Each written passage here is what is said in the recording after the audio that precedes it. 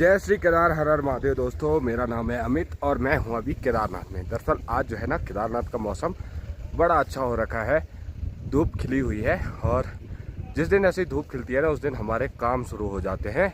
रजाई गद्दों को सुखाना, और रजाई यहाँ पे डाली हुई है, कैंप ये वाला खुला हुआ है, तो इसके अंदर अब ये सारी चीज़ें व्यवस्थित करनी पड़ेंगी अगर सीज़न चलेगा तो।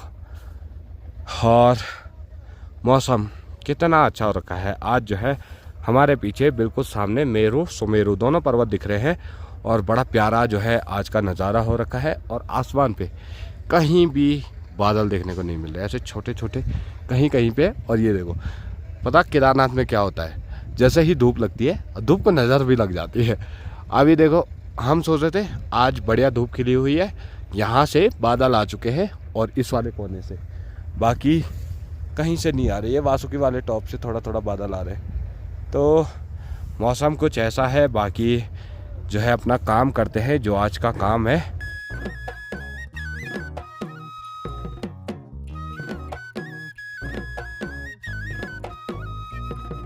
तो जिस दिन भी मौसम ऐसा खुला होता है, सारे कैंपों को देखना बहुत ज़्यादा ज़रूरी है और इनके चारों तरफ नाली निकाल के जो है प्रॉपर, जैसे कि कैंपों के अंदर पानी ना जाए, वो सब चीज़ देखना बहुत ज़्यादा ज़रूरी है।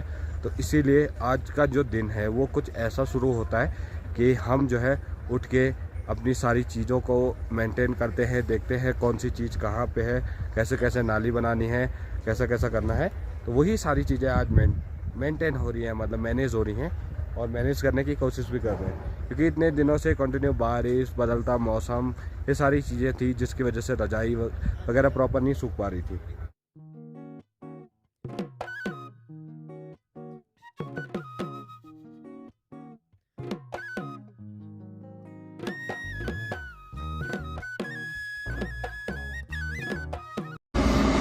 आज मौसम साफ हुआ और हेली सेवाएं जो हैं वो सुबह से चल रही हैं। और मौसम साफ होने के बाद इन वाले पहाड़ों पे देखो भाई, मतलब पानी के झरने भी दिखने स्टार्ट हो गए।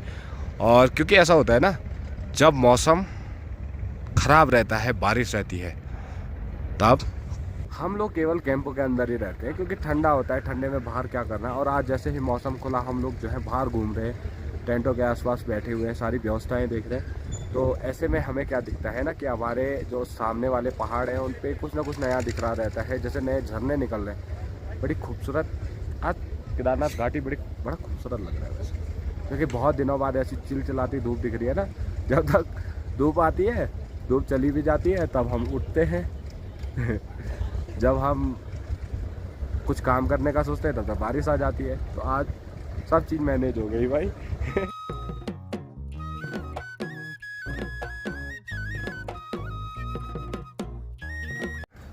तो देखो भाई, मतलब अब जो है वो सारे टेंटों के रजाई गद्दे प्रॉपर रूप से सूख गए हैं और सारे टेंट रेडी हो चुके हैं यात्रियों के लिए।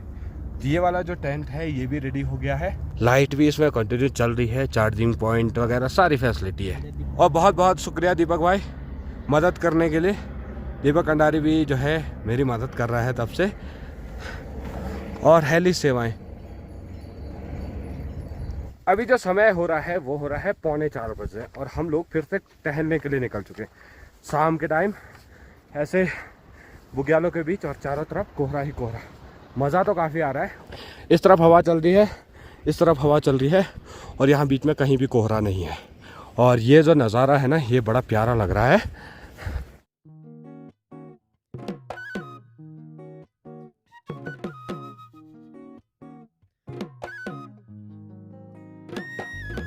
बुग्याल वाले एरिया में आते हैं, आपको बहुत सारे फूल दिख जाते हैं अपने आगे पीछे, जैसे यहाँ पे ये हो रखे हैं ये वाले फूल। तो आपको बुग्यालों में ऐसे बहुत सारे फूल दिखेंगे। तो आजकल जो है ना, अब जो बर्फ़ पड़ने का मौसम हो चुका है, तो इसमें थोड़ा फूलों की मात्रा कम हो जाती है। यानी जब बर्फ़ गिरेगी तब ये नीचे वाली जो घास है ना, वो पूरी दब के ख़राब हो जाती है। और जब बर्फ़ पिघलती है तब पूरे बुग्यालों में पानी पानी हो जाता है, और जिससे कि फिर से एक नई घास उगती है जो मीठी घास होती है। और बरसात के मौसम पे ये घास जो है वो काफ़ी बड़ी हो जाती है। यहाँ पीछे कुछ आवाज़ सुनाई दे रही होगी घंटियों की, तो वो सारे खच्चर हैं वहाँ पे। कोहरे की वजह से विजिबिलिटी बिल्कुल नहीं है, तो दिख नहीं रहे हैं। और हम लोग ऐसे बुग्यालों के बीच में घूम रहे हैं। जैसे ये छोटा सा बुग्याल है, काफ़ी अच्छा लग रहा है।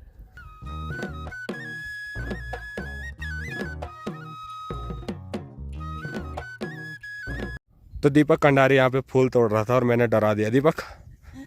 मैंने बोला कि जो है इन फूलों को नहीं तोड़ना चाहिए, और इसने बोला कि हाँ क्यों। मैंने कहा वन देवियाँ लगती हैं, तो ये डर गया और इसने नीचे भी रख दिए थे। और हाथ जोड़ने बैठ गया था। भगवान, मुझसे गलती हो गई। यार हमारे पहाड़ों में ये चीज बहुत होती है भाई। ये एक्चुअल में होती है। ये किस लिए होती है? ताकि हमारे पहाड़ों को बचाने के लिए ये चीज़ें हैं। देखो उत्तराखंड में जो है देव देवी देवता सब हैं भाई, और जो हमने अपने सम्मुख देखे हैं भाई, और जो प्रकट होते हैं वो सब चीज़ें हैं। तो आपको इस कोहरे के बीच में ना ये 2-3 खच्चर दिख रहे होंगे, और ये खच्चर जो है ना वो भाई लेके जा रहा है। कहाँ गया वो भाई? अरे वो भाई तो हमारी आंखों से ओझल हो गया। तो कोहरा इतना भयंकर लगा हुआ है। यहाँ पे कुछ खच्चर चल रहे हैं, ये जो दिख रहे हैं 1 2 3 4 खच्चर, और अभी उनका मालिक भी था। तो ये खच्चर वापस आ रहे हैं प्यार से। वो रहा भाई पीछे आ रहा है। तो खच्चरों को जो है ना ऐसे ही बुग्यालों में चरने के लिए छोड़ा जाता है। अब थोड़ा काम बढ़ गया होगा तो वो भाई वापस लेके जा रहा है।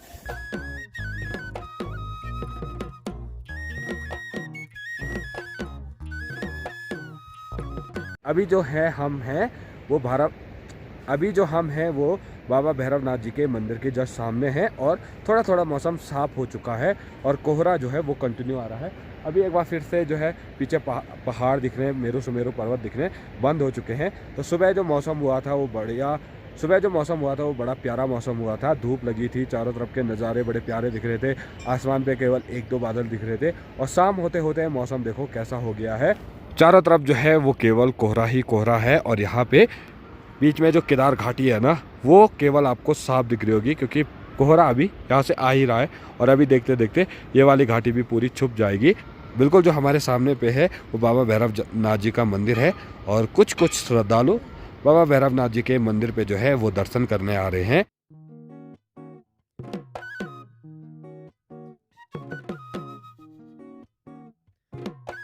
दीपक कंडारी जी सर, कैसा लगा आज घूम के? घूम के तो मजा है भाई। मजा आया ना? हाँ। क्योंकि यहाँ पे ना अब धीरे धीरे ठंड बढ़ रही है, और ये जो वो मौसम होने जा रहा है जो बर्फबारी से पहले का मौसम होता है। केदारनाथ में कभी भी मौसम का भरोसा नहीं होता, कभी भी बर्फ़ गिर सकती है, कभी भी कुछ भी हो सकता है।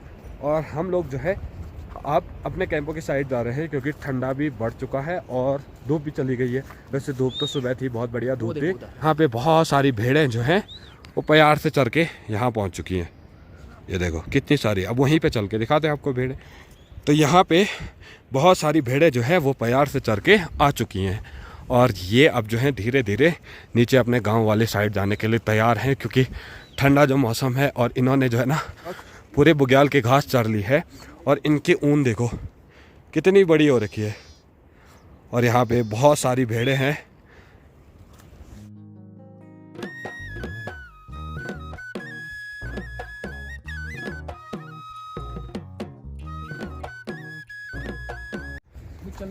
आप कभी भी भेड़ों पे गौर करोगे ना, भेड़ कभी भी एक जगह पे नहीं रुकती है, वो कंटिन्यू चलती रहती है।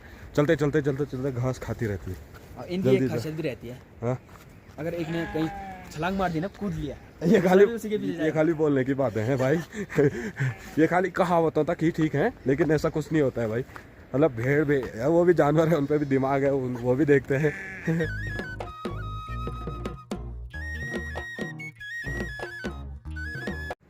तो मैं जो आपको केदारनाथ में कुत्ते दिखाता हूँ, वो जो कुत्ते होते हैं वो होते हैं भेड़ के साथ रहने वाले कुत्ते, जो भेड़ बकरियों के साथ रहते हैं, उनकी सेफ्टी करते हैं।